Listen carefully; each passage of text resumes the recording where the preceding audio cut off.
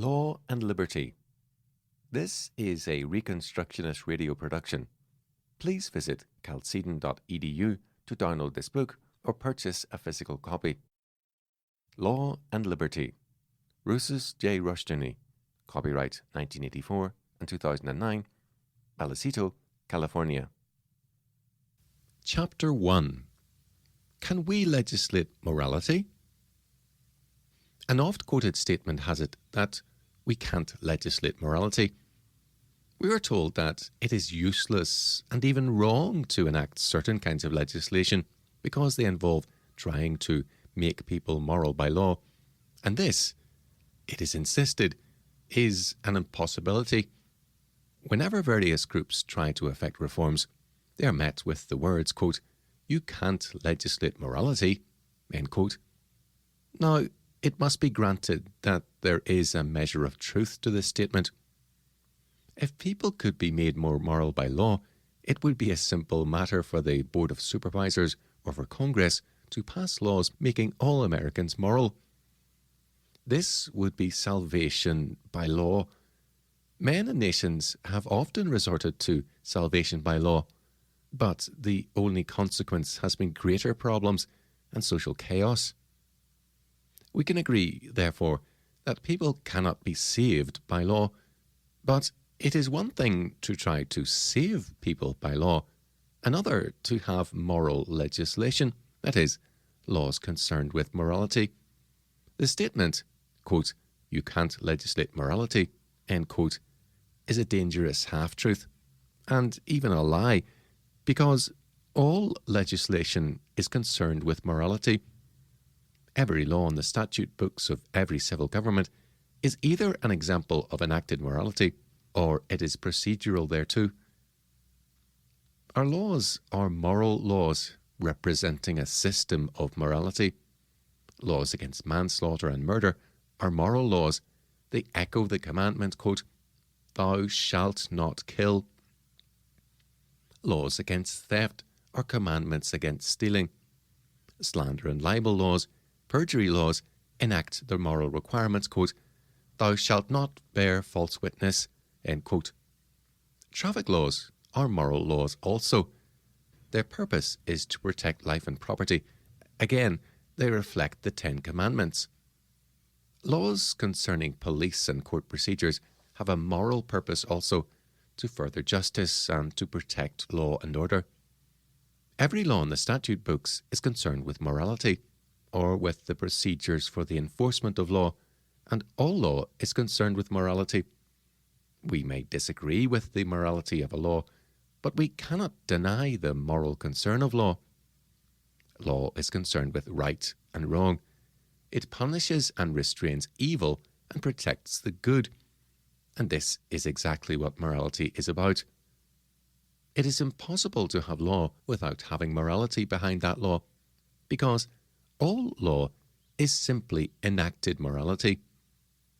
There are, however, different kinds of morality. Biblical morality is one thing, and Buddhist, Hindu, and Muslim morality radically different moral systems.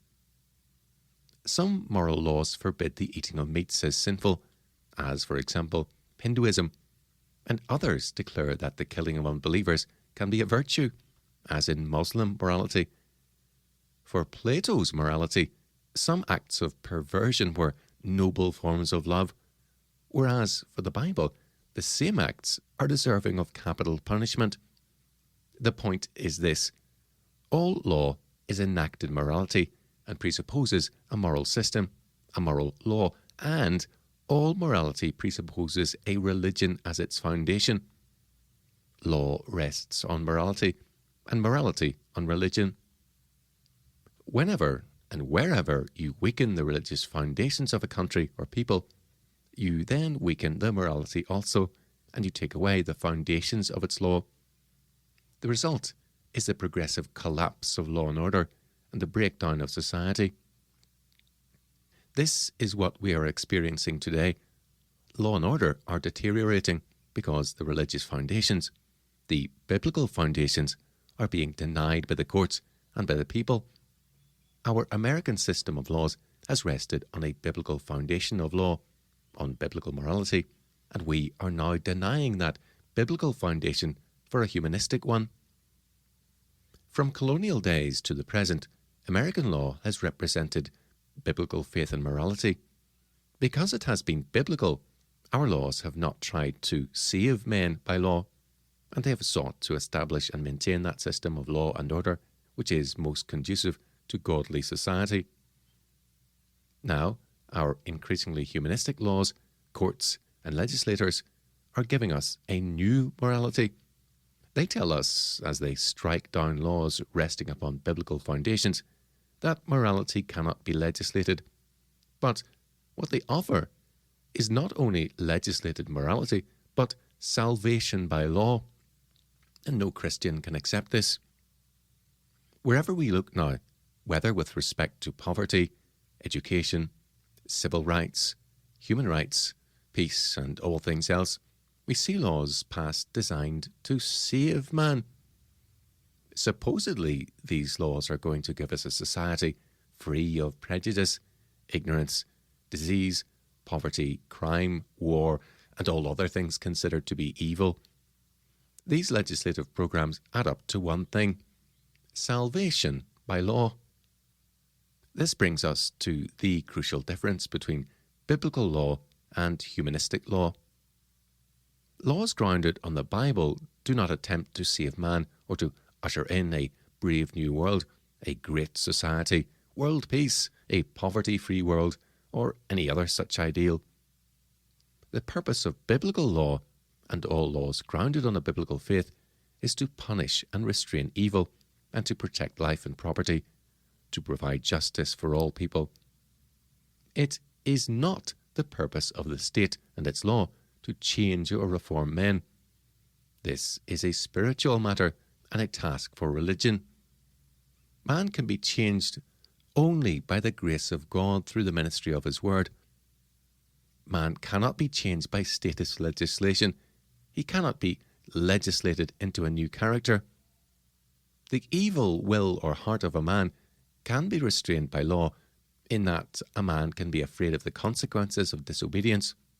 We all slow down a bit on the freeway when we see a patrol car, and we are always mindful of speed regulations. The fact of law and the strict enforcement of law are restraints upon man's sinful inclinations. But while a man can be restrained by strict law and order, he cannot be changed by law. He cannot be saved by law. Man can only be saved by the grace of God through Jesus Christ. Now, humanistic law has a different purpose. Humanistic law aims at saving man and remaking society. For humanism, salvation is an act of state. It is civil government which regenerates man and society and brings man into paradise on earth. As a result, for the humanist, social action is everything. Man must work to pass the right set of laws because his salvation depends upon it. Any who oppose the humanist in his plan of salvation by law, salvation by acts of civil government, is, by definition, an evil man conspiring against the good of society. The majority of men in office today are intensely moral and religious men, deeply concerned with saving men by law. From the biblical perspective, from the Christian perspective, their program is immoral and ungodly. But these men are, from their own humanistic perspective, not only men of great dedication, but men of earnestly humanistic faith and morality. As a result, our basic problem today is that we have two religions in conflict, humanism and Christianity, each with its own morality and the laws of that morality. When the humanist tells us that, quote, you can't legislate morality, end quote, what he actually means is that we must not legislate biblical morality, because he means to have humanistic morality legislated. The Bible is religiously barred from the schools because the schools have another established religion, humanism. The courts will not recognize Christianity as the common law foundation of American life and civil government because the courts have already established humanism as the religious foundation of American life, for humanism is a religion, even though it does not believe in God. It is not necessary for a religion to believe in God to be a religion. As a matter of fact, most of the world's religions are essentially humanistic and anti-theistic. The new America taking shape around us is a very religious America, but its religion is humanism, not Christianity. It is a very morally minded America, but its ethics is the new morality, which, for Christianity, is simply the old sin. This new, revolutionary, humanistic America is also very missionary-minded. Humanism believes in salvation by works of law, and, as a result, we are trying as a nation to save the world by law. By vast appropriations of money and dedicated labour, we are trying to save all nations and races, all men from all problems, in the hopes of creating a paradise on earth. We are trying to bring peace on earth and goodwill among men by acts of state and works of law, not by Jesus Christ.